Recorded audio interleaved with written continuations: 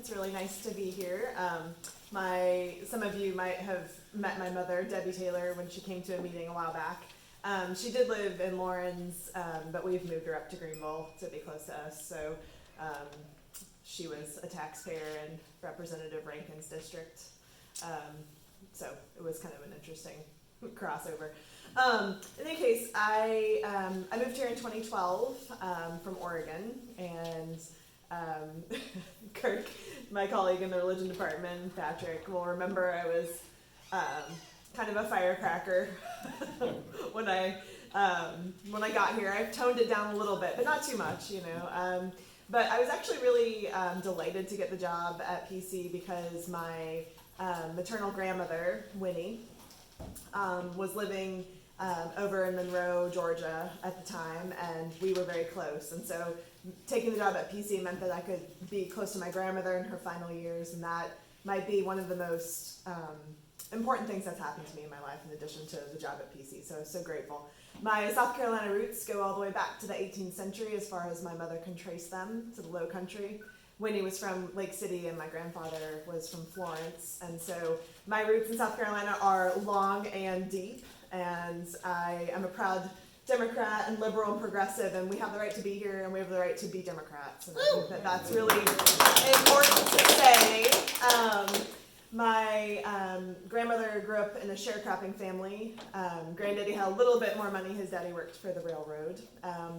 He joined the Navy to sort of pull himself out of the lower middle class. My dad was from England. He was from London and was the grandson of a gardener for an estate. So I come from working class families. I was the first in my family to go to college, so I'm first generation.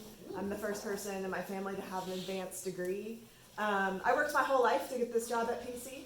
It was the only thing I wanted to do was to be an English professor, and I was so happy to get the job in 2012. So now we live in Greenville. I met Stephen, who's born and raised in Greenville, downtown, and at the Bellow Fellow right when I moved here, and I was like, well, he's a Democrat, so he'll do. And then I married him, and we had two children. We have two children, Ellie, who's 7, and Alex, who's 9, and they're going to Greenville County schools, and we're really embedded here in South Carolina. And I think it's important sometimes, you know, and I will say at moments during the fall, I had this instinct where I was like, all right, let's pack it up. We got to move. But you know what? I say we got to stay and we got to fight.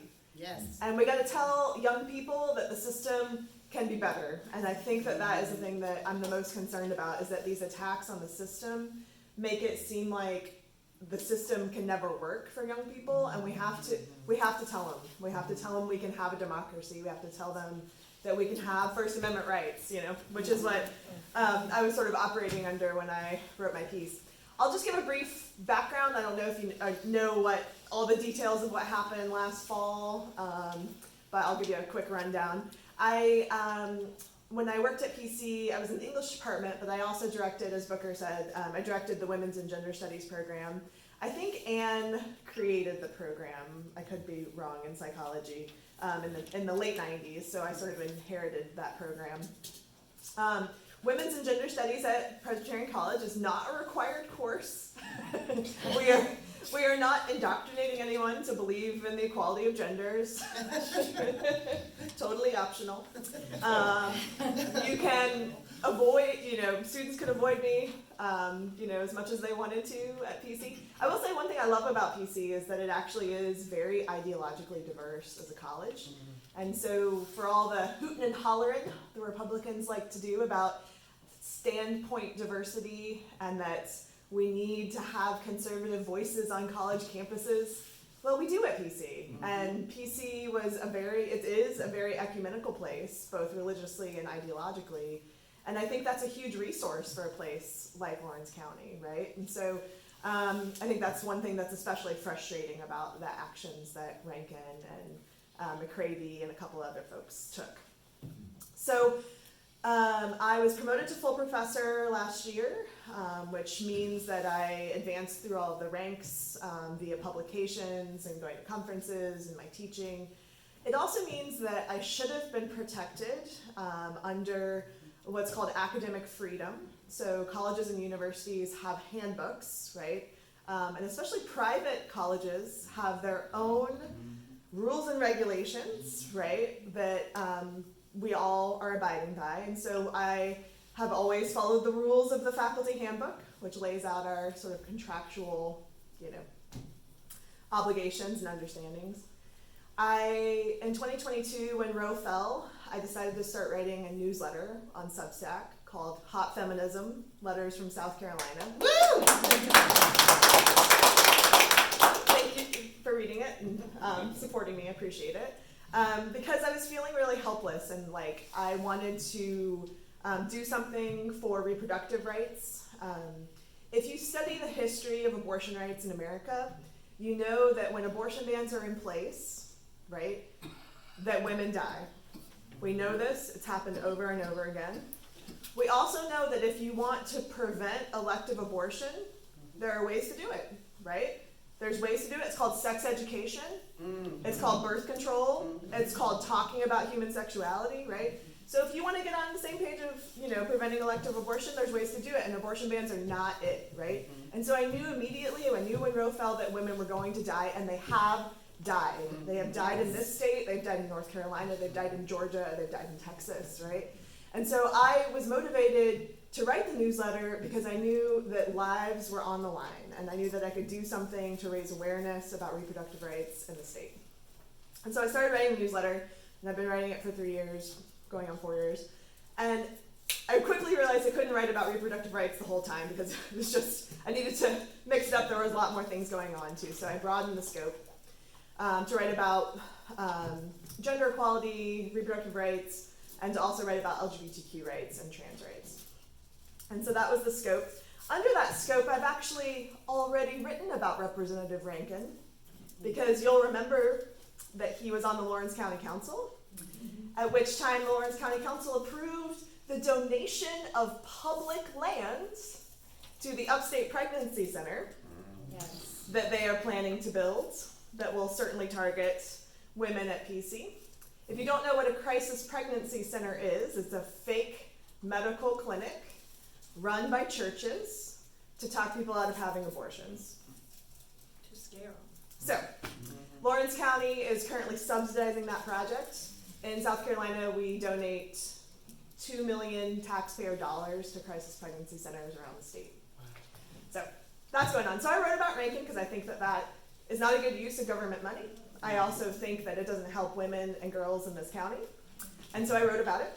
So I've written about him. I've written about Representative McCravy because he's a homophobic bigot. So I'll just say it there. He's also staunchly against women's reproductive rights down in Greenwood. So I've written about him a couple of times. So this takes us up to September when Charlie Kirk is murdered. And I wrote a piece the day after his murder where I said that boys and men in America need to reject violence. And I said, we need to not raise our boys and men to think that murder is the answer to our problems. And it was not a piece celebrating murder because I believe in nonviolence, clearly, as a feminist. I did also say that the Republicans were in a radical death cult. So that might have triggered them a little bit. They might have been a little mad. But you know what? It certainly seems like they are if we look around at what's happening. So I wrote that piece on the newsletter, and then Ms. Magazine, which is a magazine, republished it. So in my case, my comments on Charlie Kirk were not a one-off on social media. It was a magazine article in a national magazine, and this is called freedom of the press, right? You're supposed to be allowed to express yourself in a journalistic venue without fear of government officials using their official roles to punish you, right? What I wrote was completely protected under academic freedom and my fully tenured status as an expert in the field of women's and gender studies at Presbyterian College. And so the college stood by me and supported me according to the faculty handbook, right? The college does believe in academic freedom, and I fully support Presbyterian College, and I think they deserve all of our support and goodwill in this community because they're doing really good work. And we deserve to support our colleagues who are currently working there, right, to keep this college going because it really is so important, right? So in any case, I wrote the piece, and Representative Rankin was none too pleased to have his much revered idol, Charlie Kirk, criticized in the press. He was not alone in his discontent. As we know, we have a governor's race in South Carolina, and so Lieutenant Governor Pamela Abbott posted about me on social media, demanding we eliminate tenure protections. Thomas Beach pulled it down with the Freedom Caucus over in Anderson County. Bless his heart. He posted about me, and his post went viral. After his post, I started to get death threats that were serious enough I had to involve the Greenville City Police, and I also had to contact my children's school and their principal to let them know that these threats, that I was under this kind of threat, because we know that these types of government threats escalate to people's families, right? Like as we saw President Trump bring up the Supreme Court justices' families, right? In his rejection of their opinion on the tariffs, right? So I don't think that our local representatives have very good role models right now, you know? Like they really just don't have people in the federal government that are upholding the law, and so they're right in lockstep with them. So after eventually Ralph Norman, who is a PC alum, also posted about me. He deleted it later, but the internet's forever. So Norman posted it, right? And so what motivated Evan and Norman, even Alan Wilson, who didn't weigh in on my case, but was instrumental in getting the Clemson professors fired, right? Where he said, as Attorney General, you might know or might not know that in South Carolina, we're one of the most protective states for political speech in when we're employed by someone, right, at the workplace. Our political speech is supposed to be protected. It's a law that dates from Reconstruction. Alan Wilson said it's no longer relevant, and he gave Clemson the green light to fire their professors, right? So what this means for taxpayer money is that Clemson had to settle with those professors, right? We don't get the number, the monetary value of that settlement, but that's taxpayer money that Clemson's paying out to those people, right? So ethics aside, firing people aside, refusing to follow the law aside, this is bad stewardship of public money. Yes. When you're talking about violating First Amendment rights, whether it's at universities and colleges, at K-12 schools, or at libraries, when they take this radical ideological action, it triggers lawsuits. People fight back, and it costs taxpayer money, right? And people need to know what the value is on that, right? Because this isn't popular, actually. It's not popular among Republicans, it's certainly not popular among Democrats, right? So these actions are not popular, and I think we really need to hammer that home. So after the initial sort of wave of public media or social media threats, things started to die down. Even Thomas Beach was like, PC's a private school, what can we do? Representative Rankin said, hold my beer. So he convinced Representative McCravy and a couple others to sign a letter on official House of Representatives seal addressed to President Gustafson at the college saying, if you don't fire Dr. Taylor, I and other representatives are going to introduce a budget proviso in next year's budget, stripping Presbyterian College students of their state lottery money. So if you don't get rid of her, I'm going to hurt your students. If you don't get rid of her, I'm going to hurt the college. Right? And that was in October. Right? And so the threat to the school was a real material one, right? How is this going to affect enrollment? How is this going to affect students transferring, right? It was, there was a lot on the line, right? And so, ... I resigned in December 18th. I resigned from my full professorship position at the college that I've worked my entire life to achieve, right? Because I don't want to see the college hurt, and I don't want students to lose money, right? I'm first generation. I was full scholarship. My family didn't have money to send me to college, and so many of our PC students, that's the money that they rely on to pay their full tuition, right? So I stepped down, but I'm not alone in this action, right? So this has happened to over 600 professors around the country. It's happened here in South Carolina in K-12 systems against public school teachers. The other thing that I'll say too is that it's also a threat against libraries, right? And we can look at what's happening in Pickens County right now, where, again, another budget proviso, Josh Kimbrell from Spartanburg County, senator, also running for governor. A couple of years ago, he attached a budget proviso to the budget in 2024 that said no county library, which should be governed by its own county, no county library can receive state funds if any of the material in the child and teen section contains any, you'll love this term from the 19th century, prurient interest. I know someone working there right now, she's looking through Curious George. She's a staff member to make sure Curious George doesn't have any adult nudity in it. Her salary is paid by the taxpayers of Pickens County, and she is spending they had to cancel the youth and teen programs. No more preschool story hour. And then you know what the library board did? They fired their director.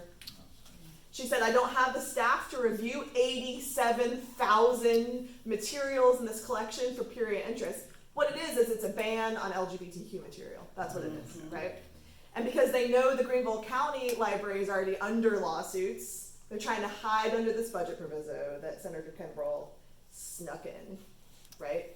So there you go. Pickens County has to cancel its programs. We're paying people to do a completely unnecessary, unrequired review of child and teen materials, right?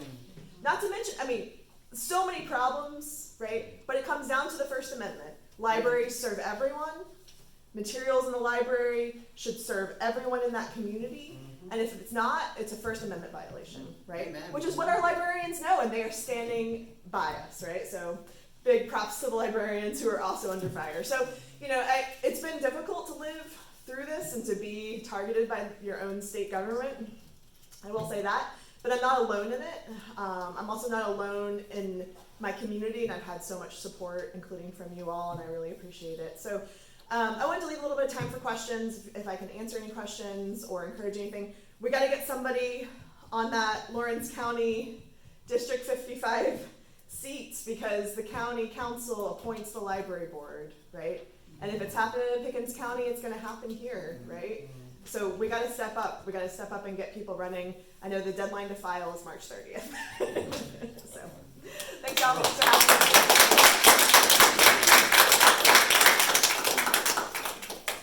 So if there are any questions or comments or. We have one here. What I read in the paper, the verbatims, do you have the verbiage that they were jumping you on about what you said specifically? Because I read it, and everybody doesn't think like me, and which is the problem in the world. I agree. If everybody thought like me, we wouldn't have all these problems. But frankly, I thought it was true. Yeah, I didn't see anything wrong with it, and do you have it there that you could read? So the only thing they could really pull out from the article, I only wrote about Kirk in about 3 sentences in the article. Most of it was criticizing violent masculinity. And let me put another context in Yeah. there. I had never in my life heard of Charlie Kirk until he got assassinated. I know it, right? If I had known that the battle would be over a mediocre podcaster, so in the opening paragraph of the article, I said that one of the things that Women's and Gender Studies gives us, right, is ways to help improve the lives of boys and men, right? And one of the ways that we do that, one of the things we thought about is that when the way that we raise boys and men in America has been to create them in ways that they prove their masculinity by being violent, right? That you prove yourself to be a man by doing violent things. The other thing that we do, and we talk about this a lot in Women's and Gender Studies, is that we also teach boys and men to take risks in ways that we don't teach girls and women to take risks. And those risks, right, you think about, playing a video game like Grand Theft Auto or watching Fast and the Furious movies, right, where speeding is seen as masculine, right, the way that it's constructed. I'm not saying all boys and men do this, but it's a message, right? But speeding kills people, right? And who's more likely to take risky behavior? And so we know that accidental deaths among boys and men is often correlated to this type of risk-taking behavior, right? So I opened the piece by saying that Kirk has promoted ideas of violence, right? And so I said, in the same ways that boys and men take risks and promote violence and participate in violence, right? That's wrong in and of itself. But when you promote violence and take part in violence, even if it's just discursive violence, speaking violence, you put yourself at risk, right? And so they extracted a half a sentence from that paragraph to say that I was blaming Kirk for his own murder, right? Which is not what I was saying at all, right? I was saying we shouldn't murder people, and at the end of the piece, and they didn't quote this, I say, I'm sorry Kirk died, right? This isn't the society we want to live in. This isn't the America I want for my children, right? So that was the objection. I said he put himself at risk by promoting ideas of violence, and that's debatable. I mean, the piece was an op-ed. It's not like I'm a social scientist, right? Like, this is just a feminist opinion piece about how we might solve some problems in America, and they got real mad. Well, like I said, I'd never heard of him until he was assassinated, but I have read some things since that time, and I know he has made a comment about we have to accept deaths in order to protect our Second Amendment rights. Right. And, That it's okay to, have school shootings. I find that's utterly ridiculous, because I don't think he even knows what Second Amendment. I don't think he knew what Second Amendment rights were. Most people don't. But anyway, I just I just couldn't see what the objectional stuff part about what you said was. But like you said, they just took a phrase out and mischaracterized it. And there were some really, I did follow the social media posts from Representative Rankin, and Lawrence County residents had some very insightful questions for him on his page that you can go back and read.